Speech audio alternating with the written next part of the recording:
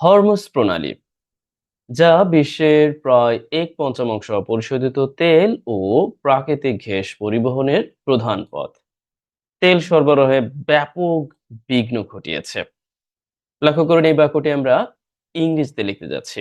তবে প্রথমে আপনাদের কাছে আমার প্রশ্ন, এই বাক্যটি অর্থ ঠিক রেখে ঠিক কত উপায়ে লেখা যেতে পারে? অনুমান করুন। ১০, ৮, ৫, আমি বলবো প্রায় ১২ থেকে ১৩ রকম উপায়ে লেখা যেতে পারে, শুধুমাত্র অর্থ ঠিক রেখে। কিন্তু আমরা কি অত উপায় লিখব? না। অন্তত আমরা ৮-৯ উপায় দেখব। এই কারণে দেখব, আমরা যখনই অনুবাদ করতে যাই, তখন আমরা একেবারে নির্দিষ্ট ক্যাটেগরির মধ্যে ফেলে যে অনুবাদ করার চেষ্টা করি, এই ধারণা থেকে বেরিয়ে আসা। এক কথায় অর্থ ঠিক রেখে আপনি যেই গ্রামাটিক্যাল স্ট্রাকচার ও ফাংশন জানেন, তা দিয়েই লেখার চেষ্টা করা। একটু ভিন্নভাবে চিন্তা করা, অর্থটাকে বজায় রাখা।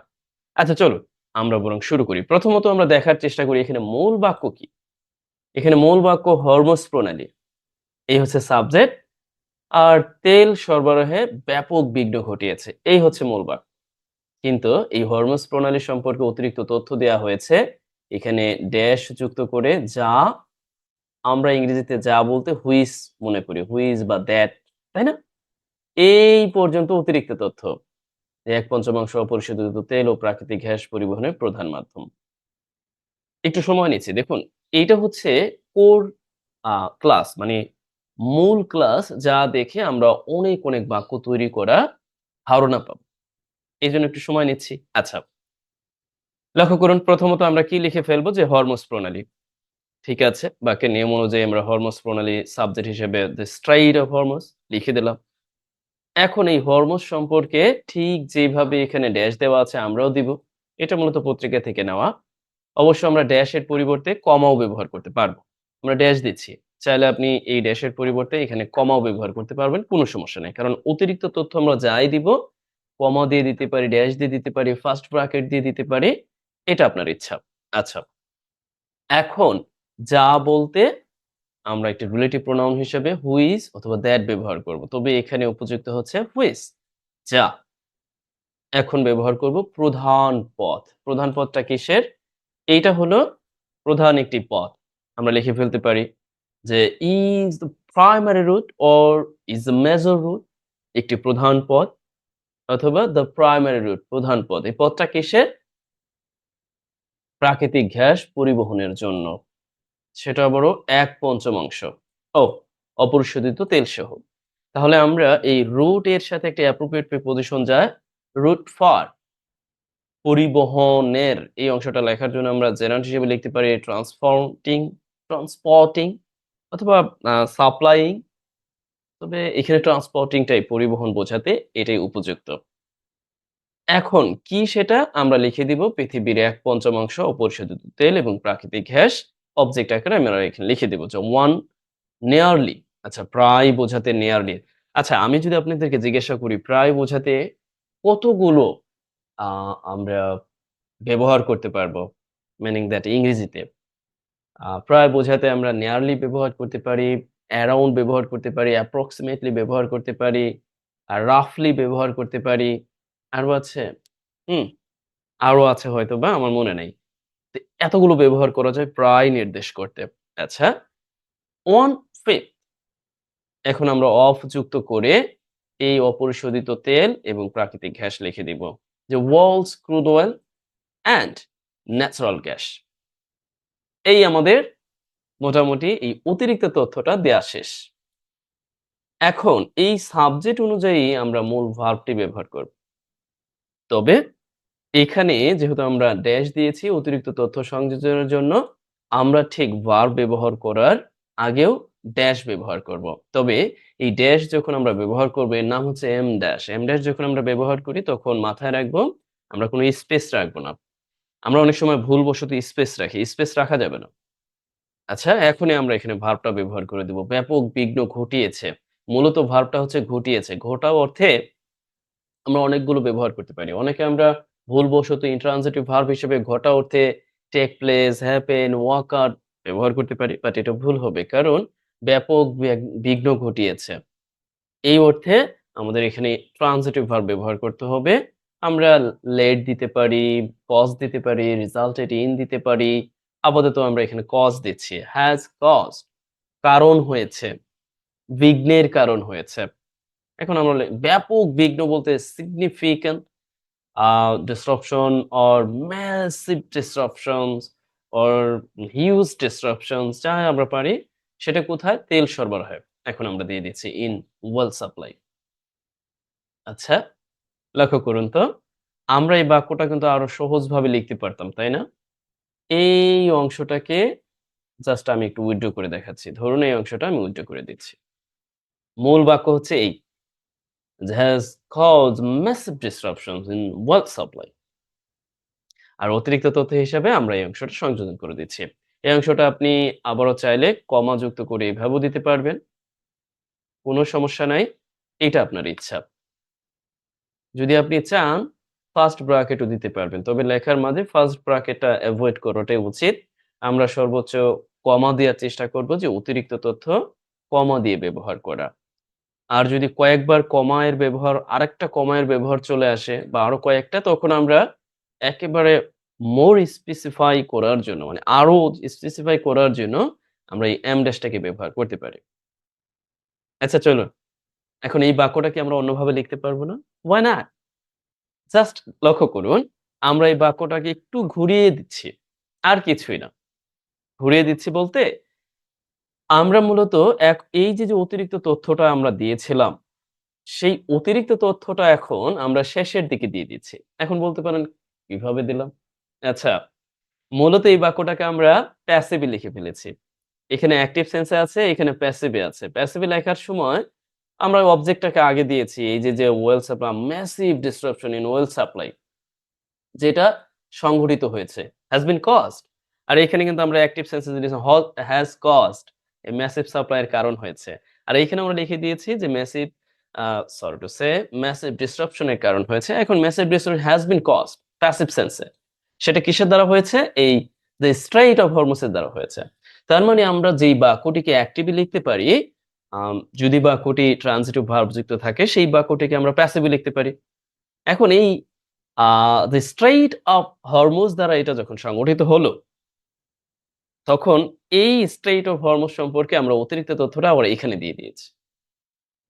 তবে একটু ঘুরিয়ে পেঁচিয়ে দিয়েছি। ওই যে বললাম যে কত রকম উপায়ে লেখা যেতে পারে সেই দৃষ্টিকোণ থেকে। কথা একই, মেইন পেসেস। আপনি এই প্রাইমারি রুট বলতে মেইন পেসেস আর মেজর রুট। পরটা এখনো আছে প্যাসেজ আর রুট। এরপর দেখুন nearly 20% of global crude oil. এখন এখানে আছে 1/5 1/5 মিনিং দ্যাট 100% এর 20%ই। কথা কিন্তু সেই একই। 1/5 বলতে যেটা বোঝাচ্ছে 100% এর 20%। আবার এখানে লেখা আছে যে প্রায়, এই অ্যাবাউট বলতে প্রায় নির্দেশ করা হয়েছে global crude oil and natural gas. কথা কিন্তু এক। কেন আমি বললাম যে আপনি একটু ভিন্নভাবে চিন্তা করতে পারেন? এইটাকে বলা হয় এই জ্ঞানটা আরো বেশি অর্জন করতে পারবেন যখন আপনি প্যারাফ্রেজিং করবেন। একটা বাক্য দেখে নিজের মতো করে লেখার চেষ্টা। আর এই লেখার চেষ্টা যখন অব্যাহত রাখবেন, তখনই আপনি এই ইংরেজি লেখার উপর মূলত একটা স্কিল অর্জন করলেন বলে বিবেচিত হবে। এছাড়া আমরা গদবাঁধা যদি জাস্ট দেখলাম আর লিখলাম, দেখলাম আর লিখলাম, মানে একটু বিকল্প উপায়ে লেখার চেষ্টা করলাম না বা অন্যভাবেও মনের ভাব প্রকাশ করা যায় এই ধারণাটা আমরা নিলাম না, তখন আমাদের কাছে ব্যাপারগুলো সত্যিকার অর্থেই সেই বরাবরের ন্যায় দুর্বোধ্য মনে হবে। গত ১০ বছরও যা শিখেছি, এখনো তাই শিখছি, ১০ বছর পরেও তাই শিখব। বাট স্কিলটা অর্জন করা হবে না। আপনারা এই ভিডিওটি ফ্রি অফ চার্জ দেখবেন, আমার কোর্সেও দেখবেন। যদিও কোর্সে সবগুলো পার্ট একসাথে থাকবে। কারণ আ বড় ভিডিও সাধারণত সোশ্যাল মিডিয়ায় খুব বেশি অ্যাপ্লিকেবল না। আ ইভেন আমাকে সোশ্যাল মিডিয়াও রিকমেন্ড করে ছোট ভিডিও দিবেন। আচ্ছা, এইজন্যই পার্ট করা। ওকে? আচ্ছা, এই পর্যায়ে আমি যেটা বলতে চাই যে আমরা যেন ভিডিওগুলোকে আ আ মানে দেখার সময় এই যে আমি ঠিক যেইভাবে আপনাদেরকে আ একটু দেখিয়ে দেই, বলার চেষ্টা করি, বুঝিয়ে দেই, এভাবে একটু চেষ্টা করবেন। যাদের আগ্রহ আছে তারা তো ঠিক। আমি যেভাবে বলি সেভাবে চেষ্টা করে। আচ্ছা চলো, আমরা অন্যভাবে চিন্তা করতে পারি কিনা? হুম, why not? আমরা অন্যভাবেও চিন্তা করতে পারি। যেমন ধরুন এই বাক্যটা আপাতত আছে আমরা বলতে পারি কমপ্লেক্সে। আমরা আবারও চাইলে সিম্পলও করতে পারবো। আমরা আবারও চাইলে কম্পাউন্ডও করতে পারবো। কারণ আমরা তো জানি একটা বাক্যকে আমরা যেই বাক্যটাকে সিম্পলে লিখতে পারি, সেই বাক্যটা কম্পাউন্ডে লিখতে পারি, সেই বাক্যটাকে কমপ্লেক্সে লিখতে পারি। চাইলে অন্য উপায়েও লেখা যেতে পারে। তবে দুনিয়ায় তো বাক্য ৩ ধরনেরই। যদিও আরো অনেক ধরন আছে। মানে এই ৩ ধরনের মধ্যেই সব ধরন। আচ্ছা, এ পর্যায়ে আমরা একটু দেখার চেষ্টা করি। দেখুন, এখানে সিন্স কনজাংশন হিসাবে ব্যবহার হয়েছে। মূলত যেহেতু অর্থ দিতে। মানে অর্থটা দিচ্ছে এই, যেহেতু স্টেট অফ হরমোজ আর মানে করে সেবা দেয়, এই অংশটাকে এখন আমরা যেটা এতক্ষণ পর্যন্ত সাবজেক্ট হিসেবে ব্যবহার করেছি, মানে অনেকাংশেই সরি টু সে এই অংশটাকে এখন আমরা as এর পরে প্রিপোজিশনাল ফ্রেজ হিসেবে ব্যবহার করে দিচ্ছি। as the major route for one feed the world energy transport মানে যেহেতু করে। এখন এই অংশটাকে আমরা লিখে দিলাম প্রধান বাক্য হিসেবে যে it has trigger কারণ হয়েছে। শুরু করা অর্থে ও কারণ অর্থে দেয়। A severe interruption মানে বাধা বা বিপত্তি disruption impediment or you can use here or whatever you can think. Just try your best.